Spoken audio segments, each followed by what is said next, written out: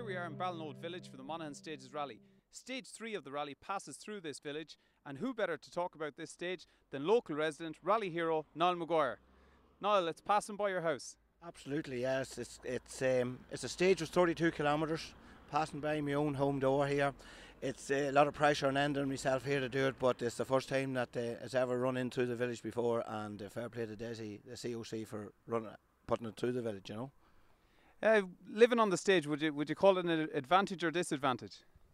Well, it's advantage in ways there because there's places where we know where it's dangerous and all that, but when we were making the notes yesterday on a part of the road that I've been driving all my life, we had it back 3 times because the corner just couldn't get it right on notes, but I could get it right when I was driving the road normal. You're going to enjoy the rally?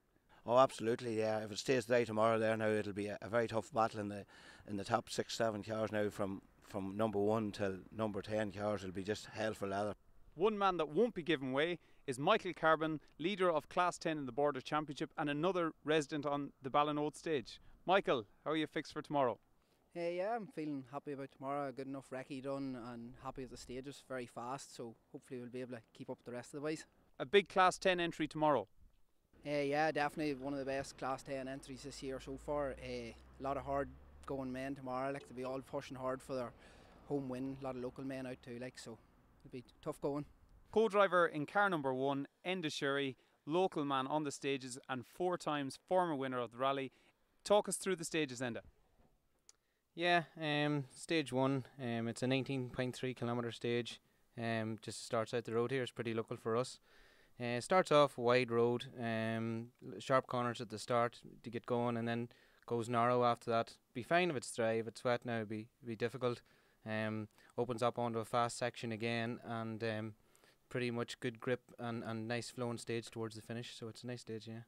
Tell us about stage 2. Stage 2 has been used quite often, different variations. It's on the Bragan Mountain. It was actually used in testing for Rally Ireland a few years ago, so Loeb has been down it, but if we could get to nearly the same speed as him on it, we'd be happy enough. Towards the end of the stage then it narrows down, and it's quite old broken tar and another very tight road towards the finish, so tricky stage.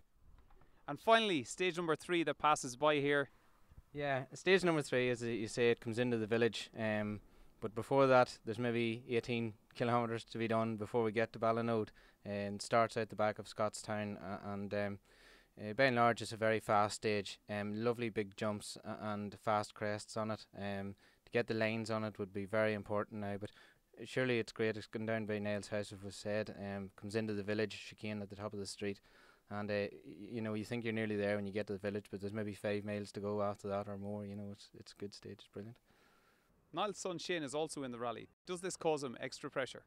Yeah, there's pressure tomorrow definitely in this rally on the local roads and that, but it's going to be tough. You think you can know the roads, but the car still only can go so much speed around them, like, so it'll be a tough day.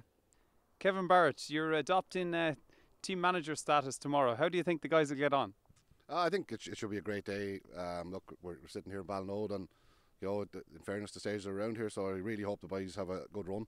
Like, you know, Niall certainly should be the man to beat, and in Group N, like, you know, Shane is due one, so hopefully we'll be here to keep an eye and give them maybe some tyre chases, and that's our role tomorrow.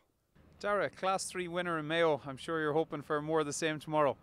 Yeah, well, hopefully the brother Declan, he's back in the scene, so it's going to be a tough day tomorrow. They're good stages, good fast flowing stages, so it'll be good to see how we get on now. So there'll be great rivalry in the Leonard house, and there's three members of the one family out tomorrow. Aye, there's big rivalry now. There'll be some words at the dinner table tonight, so there will. Daniel McKenna, top 2-wheel drive on the road tomorrow. A lot of pressure ahead and a lot of pressure from behind. Yeah, well, we're not too worried about the pressure ahead of us now. We're probably more worried about the guys behind us. It's going to be a great battle with the 2-wheel drives tomorrow. Gary McPhillips and Declan Boyle, Millis Bradley and Rodney Wilton's after us getting an late entry in there, so it should be good out there tomorrow. With the kind of power we have, it's much easier to handle, like, with dry road compared to a wet road, so we're looking for it to be dry, but it's hard to know what it's going to do at the moment. Joe, you've seen the stages, you have a class win under your belt in Mayo. Are you confident for tomorrow?